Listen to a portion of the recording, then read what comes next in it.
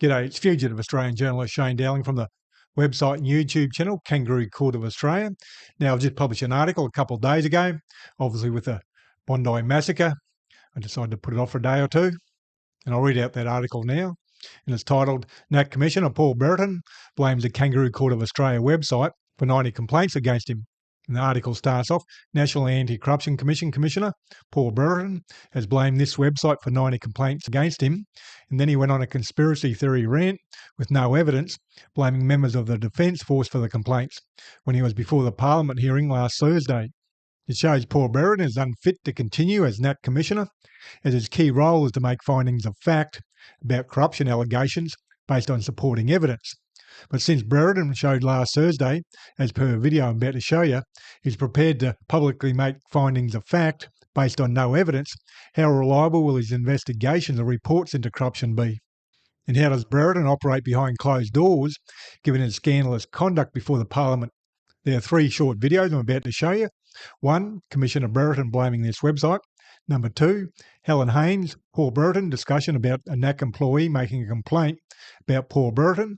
And number 3, Senator David Shoebridge, Paul Brereton, discussion about Brereton's conspiracy theory. In the video I'm about to show you, NACC Commissioner Paul Brereton was before the Parliamentary Joint Committee on the National Anti-Corruption Commission on Thursday, the 11th of December 2025, for a review of the NACC's annual report. Brereton says in the video, one particular fringe website, which is this website, that published some information about the procural of council assisting, had a line on there, send your complaint to the inspector. It only takes a minute, and the more complaints you send in, the harder it is for the inspector to ignore them. And I'll show you the video now. In terms of the number of complaints the inspector has received, I would though mention that one particular fringe website, which published some information concerning the procural of council assisting, had a line on there, send your complaint to the inspector, it only takes a minute, and the more complaints you send in, the harder it is for the inspector to ignore them. So I do think it is very easy to put too much weight on the number of complaints that have been made. It is one of the measurements, though, that the committee, I suppose, has to look at how the NACC is being considered, and I presume the inspector also has to take complaints seriously. Oh, the complaints have... I would just ask that they be looked at in the context of, first of all, where they are being generated from or how they are being generated, and partly, whenever you're looking at a complaint, it's a good question to ask, to whose benefit? Who, as I think it was Cato said, cui bono, for whom is the benefit in this? I published an article on the 16th of October 2025 about the procural of council assisting, titled NACC Commissioner Paul Brereton's fraudulent $100,000 jobs for the boys and girls scheme exposed. And it says at the end of the article, you can make a complaint about NACC Commissioner Paul Brereton's jobs for his mate scandal to the inspector of the NACC on their website by clicking here. The more people that make a complaint, the harder it is for the inspector of the NACC to sweep the complaints under the carpet. It only takes 30 seconds and can be done anonymously. Now, that's virtually verbatim what Paul Brereton said to the Parliament on Thursday. It is obvious Brereton was talking about this website, and I do note that Commissioner Paul Brereton did not challenge any of the content of my article or any other articles I've written about himself or the NACC. The NACC Inspector, Gail Furness, told the Parliament on Thursday she had received close to 90 complaints since the 1st of July 2025 about 3 issues. Firstly, NACC Commissioner Paul Brereton's connection to defence. Secondly, the Commissioner's ongoing role with the IGADF. And thirdly, the procurement of council assisting. To blame this website for all 90 complaints doesn't stack up, and even if it was true, so what? If they are legitimate complaints, they should be investigated.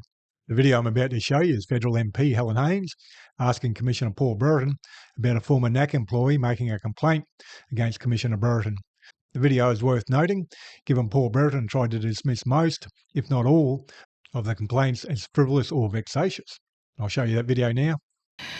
Commissioner, I just wanted to circle back to your comments regarding the motivation of people who are complaining to the inspector in regard to the conflict of interest issue that you outlined in your opening statement.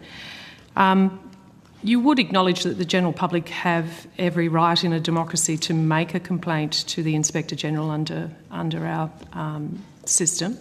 Of course. Yeah. I'm also conscious that in the Inspector's report on page 17, she noted that one of the complainants was in fact a employee of the National Anti-Corruption Commission, currently. I think a former employee. Yes. Yes, and that employee made, I think, 9 complaints to the inspector about a raft of matters. Including the conflict of interest, as I understand it from the inspector's report. In respect of one matter, yes. I think it's important just to highlight that while there may well be many complaints made for various purposes, that's a significant complainant, and that's, as I understand it, the inspector is looking further into that according to her report. Well, as I understand it, that complainant made a raft of complaints in respect of which the inspector has accepted or put 2 aspects to us, has accepted our explanation in respect of one aspect, and that was an explanation that was provided in December of last year, 12 months ago, and the inspector's annual report told us for the first time that she hadn't decided about our response to the conflict of interest aspect. Okay, thank you. In this next video I'm about to show you, Senator David Shoebridge questions Commissioner Paul Brereton about Brereton's conspiracy theory about the 90 complaints being people who do not want the Brereton report recommendations implemented in the Australian Defence Force. And I'll show you the video now. Commissioner, I'm having trouble understanding the question you asked we pose, which was who benefits from making complaints about you to the inspector regarding actual or perceived conflicts of interest with Defence. What did you mean to whose benefit? What were you My question is who benefits from me not doing work from the IGADF? Well, what do you mean? As I refer you to my opening statement in which I made that quite clear. Sorry, are you suggesting that the complaints that have come to the inspector are somehow being choreographed to undermine the work of the Office of the Special Investigator? And if so, on what basis do you make that fairly extraordinary assertion? I'm not making an extraordinary assertion. I am simply suggesting that there are those who have an interest in me not being able to assist the IGADF. And you think that's the cohort of people who have made complaints to the inspector about your conflicts of interest? I don't know whether that's all of them, but I would not be surprised if that... the people who would not want me to assist the IGADF. Well, Commissioner, do you have evidence? Have you seen names? Have you seen indications that suggest that this is some sort of coordinated effort to tear you down from the IGADF? Because it's a pretty extraordinary response to say. Do you have evidence of that effect? Senator,